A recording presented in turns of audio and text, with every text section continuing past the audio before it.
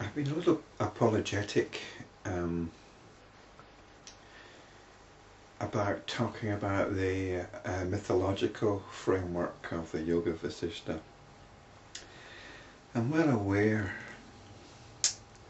that this kind of talk of gods, celestial beings, reincarnation, superpowered sages, is a little bit suspect to the modern Western mind, especially when it's in the context of a scripture. And we all know how truthful scriptures are supposed to be. So I'd like to just say a few things about that. The modern Western mind. I'm a great admirer, or I've got a great deal of respect for Richard Dawkins and what he's trying to do. He's trying to bring rationality into areas of discourse, of health, of basic human behaviour. Well, he's trying to combat irrationality, and I think that's great. We can't get enough of that, really. But what's Richard Dawkins' outlook? I don't really know enough about him. Is he a materialist? Is he an empiricist? In other words, does he only believe in what his senses tell him? Is that what the modern Western mind is like? Is that what you believe in? Do you only believe what you see with your own eyes? This is what we like to tell ourselves, isn't it? We like to tell ourselves that we're rational, that we don't believe in silly things.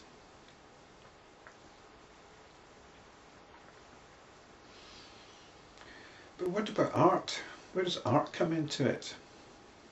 Where does imagination come into it? William Blake, the English mystical poet, he felt that imagination was more important than what was going on around him, and so-called facts. He was quite anti-Newton in this respect.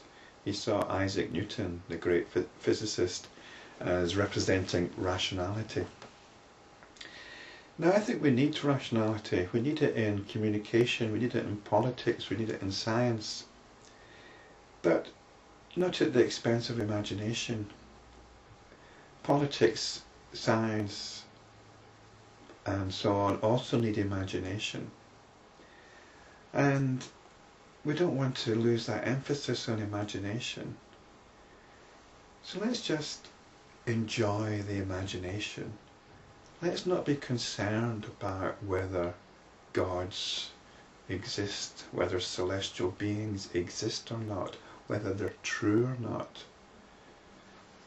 They're products of the imagination.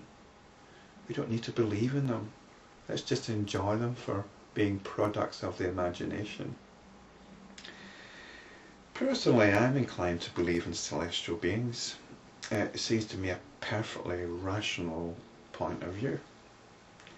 And I'm going to indulge myself by just saying a little about that, about why I believe. Well, I'm not really into believing in anything, but I don't disbelieve in celestial beings. We consider ourselves intelligent. And if you're a modern, rational Westerner, you probably think of the universe as a clockwork, a piece of, either a process of random events or a piece of machinery.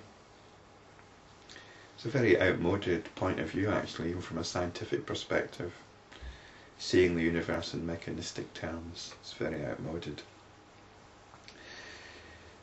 Now, where does our intelligence lie in this? Is our intelligence random? Is our intelligence a clockwork mechanism, a clockwork mechanistic thing?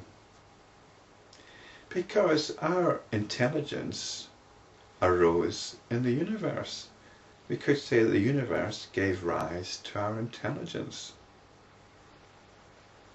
And our intelligence is such that we don't understand the universe. It is full of unfathomable mysteries which scientists are having to conjure up weirder and weirder theories to explain. So it seems to me that if the universe can create my intelligence, and my intelligence cannot understand the universe, then surely the universe is more intelligent than me. That's surely a rational conclusion. So I have no problem acknowledging that the universe is more intelligent than me. It gave rise to me, I arose within the universe. You might consider it all random, in which case you must consider intelligence to be random.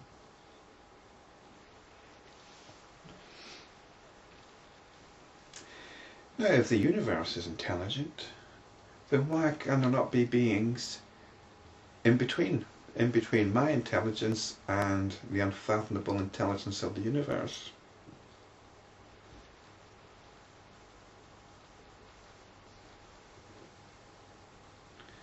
So I have no problem with celestial beings and whether they exist or not.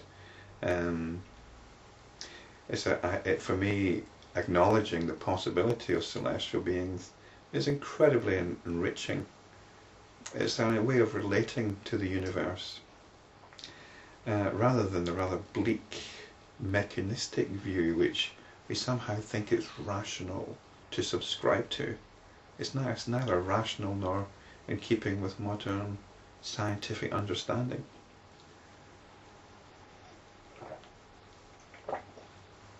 So let's at least be open to the possibilities of celestial beings. I'm not going to go into the details. I mean, you might believe in angels, you might believe in saints, but the Hindu tradition is awash with them, and for me that is a wonderful complement to the Hindu imagination. It is of such staggering breadth.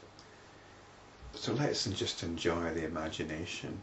Let's enjoy the imagination which gives rise to this wonderful plethora of cosmic entities and cosmic possibilities. We don't need to worry about whether they're real or not, or whether it's true. Let's just enjoy them as good stories, as elements of a good story. So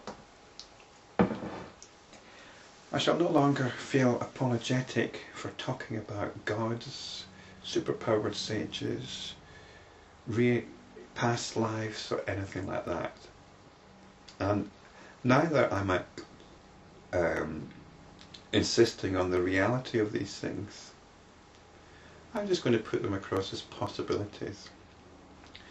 But primarily I'm putting them across as story elements of imagination, which are quite awe-inspiring, to be honest.